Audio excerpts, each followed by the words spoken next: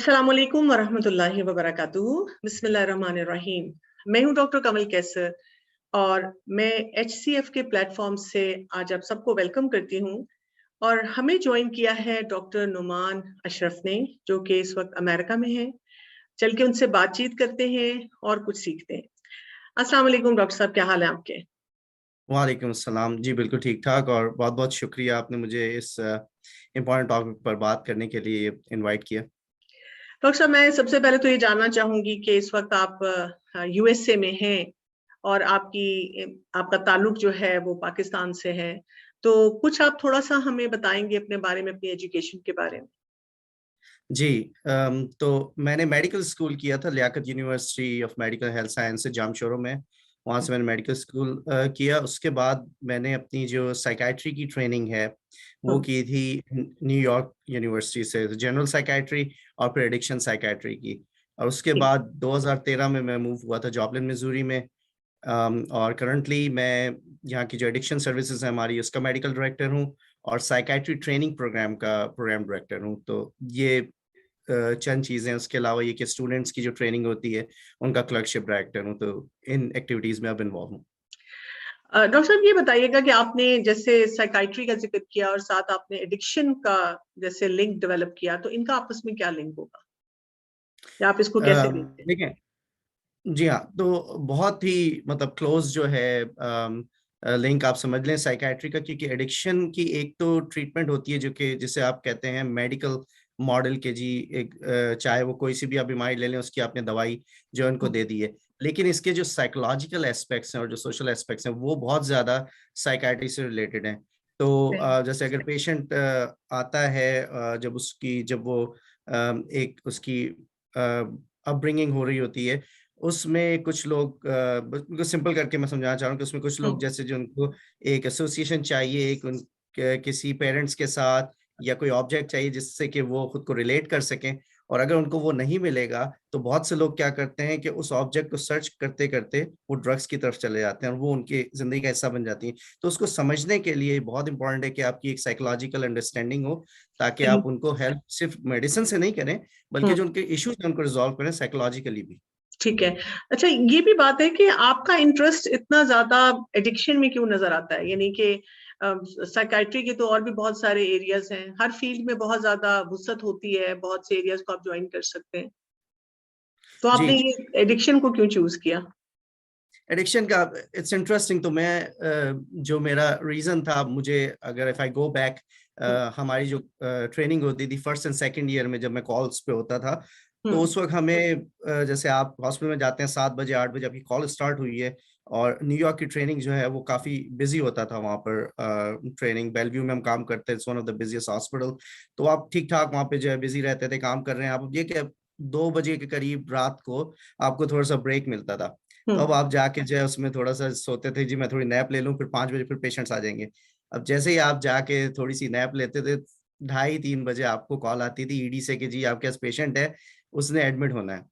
अच्छा। तो अब आपने जाके उसको पेशेंट को देखा, और वो मोस्ट ऑफ द टाइम यही होता था कि कोई या तो अल्कोहल से विड्रॉ कर रहा है, कोई कोकेन यूज करके आया, हेरोइन करके आया है। अब उनके साथ बैठे आपने 1 घंटा उनकी हिस्ट्री ली, सारा ट्रीटमेंट प्लान बताया, उन्हें बताया कि जी ये अब हम करना चाहते हैं। The hmm. मिनट आप उनको कहेंगे कि ठीक है जी एडमिट करते हैं, उस वक्त वो आपको कहेंगे जी अब मैं, जो पाकिस्तान में बहुत कॉमनली आपने सुना होगा कि वो लामा हो गया पेशेंट, वो कहता है जी अब मैं घर जाना चाह रहा हूँ। तो बिल्कुल। अगेंस्ट मेडिकल एडवाइस वो चले जाते थे। अच्छा, उनको ये होता था कि क्योंकि बाहर सर्दी है, रात का वक्त है, उन्हें खाना खाना, विड्रॉ हो रहे हैं, तो वो ईडार में आते थे, खाना वाना खाया, उनको थोड़ी सी ये है कि दवाई मिल गई है, वो बेहतर फील कर रहे हैं, वो बाहर जा रहे हैं। तो एक आपको एक फ्रस्ट्रेशन होती थी, आप हेल्पलेस उस वक्त मैं फील करता था कि इनको किस तरह से आप कनेक्ट करें इस पॉपुलेशन से, और हम्म। इनको इनकी हेल्प कैसे करें। अब सही। मूव फॉरवर्ड जब मैं अपने फोर्थ ईयर में गया तो यही लोग थे, लेकिन अब इनका मैं आउट पेशेंट ग्रुप्स को लीड करते थे हमारे अटेंडिंग्स के साथ। तो हम्म। अब मैं इनको देखूं तो अब जो है वो बहुत ज्यादा एक्टिवली पार्टिसिपेट कर रहे हैं, अच्छा। वेल एजुकेटेड लोग हैं, बहुत ज्यादा स्किल सेट्स हैं इनके पास। हम्म। जो पेशेंट मैं वहां देखता था उनको अब अगर वो ट्रीटमेंट में 6 7 महीने, अब उनसे बात करें तो वो कहते हैं कि मैं तो आई गॉट इनटू ट्रीटमेंट, और अब मेरी जो है जॉब मुझे मिल गई है, मेरे जो हम्म। लीगल इश्यूज थे वो मैं उनको डील कर रहा हूँ, मेरी फैमिली मुझसे बात नहीं करती थी, वो बात कर रही है। तो वहां मुझे रियलाइजेशन हुई कि एक तो जो आपको जो एक प्रोफेशनल ग्रेटिफिकेशन चाहिए होती है, वो मुझे एहसास हुआ कि इस फील्ड में एक सेटिस्फेक्शन है कि you can help them out, और आप सिर्फ उनको हेल्प नहीं कर रहे हैं, वो बेहतर होते हैं, उनकी फैमिली बेहतर होती है, और फिर वो आपकी सोसाइटी में कंट्रीब्यूट करना शुरू कर देते हैं। तो वो एक पॉइंट था जिसमें कि मुझे ज्यादा इसमें इंटरेस्ट फील्ड में डेवलप हुआ। अच्छा, आप क्योंकि पाकिस्तान से गए हैं और पाकिस्तान आई एम श्योर कि आप आते जाते भी रहते होंगे, आपके स्ट्रॉन्ग कनेक्शंस भी यहाँ पे हैं, अमेरिका में आप काम कर रहे हैं एडिक्शन पे, तो आपको क्या नजर आता है, पाकिस्तानी पिक्चर को आप कैसे देखते हैं? देखिए, इश्यूज जो हैं एडिक्शन के वो तो आपको कॉमन मिलेंगे हर जगह पे, प्रॉब्लम्स हर जगह पे हैं। तो अगर आप एडिक्शन के देखना चाहते हैं कि अगर पाकिस्तान में अभी मैथ जो है आइस जो है वो बहुत हो रही है यूज, तो यहाँ पर भी बहुत ज्यादा होती है। अगर ओपियोइड्स हैं, जिसमें कि एक मैंने आर्टिकल पढ़ा था, कह रहे हैं कि बहुत ज्यादा तेजी से हेरोइन का यूज जो है वो बढ़ रहा है, तो यहाँ भी हम लोग स्ट्रगल कर रहे हैं। अभी रिसेंट डेटा है कि यहाँ पर जो हमारी ओपियोइड ओवरडोज थे, डिस्पाइट के इतनी सारी ट्रीटमेंट है, अभी वो 20,000 और जो है लास्ट डाटा में जो है वो इंक्रीज हो गई हैं। तो स्ट्रगल्स तो हैं, और उसके जो फैक्टर्स हैं उसमें भी मैं कहूँगा कि काफी ज्यादा कॉमनैलिटीज हैं। तो अब यहाँ पर जो है आपके पास ट्रीटमेंट्स हैं एविडेंस बेस्ड अवेलेबल, लेकिन उसकी यूटिलाइजेशन जो है वो अभी उतनी नहीं है जितनी हम चाहते हैं। एक तो डॉक्टर्स की शॉर्टेज है, फिर यहाँ पर जो रूरल एरियाज हैं, देहात जो यहाँ के हैं, उनमें जो है डॉक्टर्स ट्रेन नहीं है, तो उस तरह से पेशेंट्स को नहीं मिल रही है एक्सेस। अब आप पाकिस्तान में अगर जाते हैं तो पाकिस्तान में तो अनफॉर्चुनेटली बहुत सी वो मेडिकेशंस भी नहीं है कि जो यहाँ पे अप्रूव है, तो वो एक अदर जो है इशू आ जाता है। तो आई थिंक जो इश्यूज हैं वो ऑलमोस्ट सिमिलर हैं, और and we can talk more about it कि उसमें जो ट्रीटमेंट्स हैं वो क्या हैं, उसमें जो बैरियर्स हैं वो और क्या है। लेकिन I think I see it के दोनों सोसाइटीज में स्ट्रगल्स हैं। अब दोनों सोसाइटीज की स्ट्रेंथ्स भी हैं और उनके एरियाज ऑफ इम्प्रूवमेंट भी हैं। जैसे हमारे पास जो स्ट्रेंथ है, हमारे पास रिलीजियस है, कल्चरल स्ट्रेंथ है, वो बहुत ज्यादा है, जैसे कि हमें टैप करना चाहिए, उसे हमें यूज करना चाहिए। यहाँ पर जो है वो एविडेंस बेस्ड ट्रीटमेंट अवेलेबिलिटी की स्ट्रेंथ है। तो आई थिंक हर के उसके अपनी स्ट्रेंथ और वीकनेसेस भी हैं। आपको क्या लगता है कि जो हमारे यहाँ पे एडिक्शन से रिलेटेड स्टिग्मास हैं, वो आप उनको कैसे व्यू करते हैं, और उसके बारे में आप हमारी ऑडियंस को क्या एजुकेट करेंगे? स्टिग्मा का जो इशू है, अगेन जनरलाइज वेस्ट में भी आपको मिलेगा, हम यहाँ पर भी देखते हैं, वहां पर भी मिलेगा। तो इसको आई थिंक हम लोग इसको इस तरह भी समझ सकते हैं कि सिर्फ ये नहीं है कि एडिक्शन और नशे का मसला है, जो आपकी साइकियाट्रिक इश्यूज है, नफ्सियाती, उसमें भी स्टिग्मा सेम है। प्रॉब्लम जो इसका मेन आता है वो ये आता है कि आप जब बीमारी को एक शख्स के साथ लिंक कर देते हैं तो वो स्टिग्मेटाइज हो जाता है, तो उसे डीलिंग करने की जरूरत है। तो अगर आप किसी को कहें कि जी आप अगर नशा करते हैं या आप अगर नफ्सियाती मरीज हैं, तो ये आपकी किरदार की कमजोरी है, which we call it a moral illness model, जो कि पुराना है। उसको डीलिंग करना है, ये किरदार की कमजोरी नहीं, ये एक बीमारी है जिसकी आपको ट्रीटमेंट करनी है। तो वो जो शख्स है वो बुरा नहीं है, उसको ये बीमारी है जिससे हमें ट्रीट करना है। तो आप ले ले मिसाल शुगर की या हाई ब्लड प्रेशर की, उनके मरीजों की हम बीमारी ट्रीट करते हैं, उन्हें हम ये नहीं कहते कि उनके कैरेक्टर का फ्लॉ है, राइट? यानी इसको क्रॉनिक इलनेस के तौर पे ट्रीट करना है। जी हाँ, जैसे आप एग्जाम्पल अगर आप देना चाहें तो अगर फर्ज करें कि कोई शख्स आता है जिसमें कि जिसको ये नशे का प्रॉब्लम है, तो लोग उसे जो भी आपने वर्ड्स हैं जो कि चेंज होने चाहिए, कहते हैं जी ये नशई है, अफीमची है, ये अगर नफ्सियाती है तो ये पागल है। तो इस तरह से आप कॉनोटेशंस यूज करते हैं जो कि नेगेटिव हैं और उस वर्ड्स की, और उसमें उस तरह से उन्हें व्यू किया जाता है कि इस बंदे का ये तो ठीक होना ही नहीं चाहता, इसीलिए बार बार शराब पीता रहता है, बार बार जो है वो हीरोइन यूज करता रहता है, इसका अपना प्रॉब्लम है, इससे खुद जो अपना कैरेक्टर स्ट्रॉन्ग करना पड़ेगा। ठीक है जी।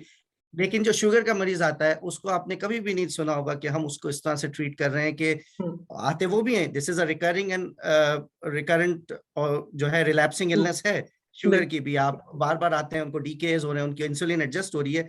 आपने हम उसे कभी नहीं कहते कि बिल्कुल आप पागल है, आपने जो है 10 आम खा लिए एक सिटिंग में, ऐसा ही कोई चीज कर ली जिसके वजह से बल्कि शुगर बढ़ गई। हम उनको मीठा खाने पे मजबूर भी करते हैं कि आप अपनी इंसुलिन ज्यादा लगवा लीजिएगा, लेकिन चले कोई बात नहीं, गुलाब जामुन खा लें, मजे की चीज खा लें। तो लेकिन उसको ट्रीट कैसे कर रहे हैं कि आपकी बीमारी है, इसकी मेडिकेशन को हम जो है एडजस्ट करें। यही अगर आप वो जो लोग जो कि नशे में मुब्तला है बीमारी में, उनको भी आप कहें कि आप उनसे कहें कि I understand that you are struggling with it and you have done a lot to deal with it, लेकिन it's part of the illness, इस तरह से है, let's see what we can do together. कोई मेडिकेशन आपको दे सके, कोई थेरेपी दे सके, हो सकता है कि आप में बेहतरी है। तो ये करने की जरूरत है। अच्छा, दूसरा जो इसमें पहलू है स्टिग्मा को टैकल करने का, वो है अवेयरनेस जनरेट करने का लोगों में।